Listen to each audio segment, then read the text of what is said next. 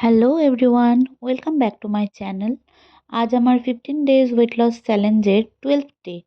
প্রত্যেক দিনের মতোই সকালে আমি উঠে নিয়েছিলাম মেথি ভেজানো জল। তার কিছুক্ষণ পর নিয়েছিলাম চিয়া সিড ভেজানো জল। এগুলো সবই আমি রাত্রিবেলায় ভিজিয়ে রাখি। তার কিছুক্ষণ পর খেয়েছিলাম ব্ল্যাক কফি আর রোস্টেড মিক্স সিডস। ব্রেকফাস্টে আমি খেয়েছিলাম চিড়ে এবং টক দই।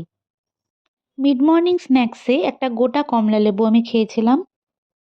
আজ লাঞ্চে ছিল ভাত, পালং শাক, ভেন্ডির চচ্চড়ি, এঁচোড়ের তরকারি, পেঁপে দিয়ে মুসুরির ডাল এবং ধনেপাতার চাটনি। ইভিনিংয়ে আমি নিয়েছিলাম 1 কাপ ব্ল্যাক কফি, তার সাথে অল্প একটু রোস্টেড চানা। ডিনারে ছিল অল্প একটু রাইস আর অনেকটা পরিমাণ ঝাল ঝাল করে বরবটির ভর্তা।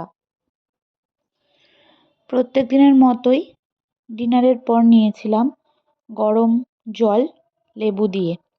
আজকের মতো এটুকুই। টাটা।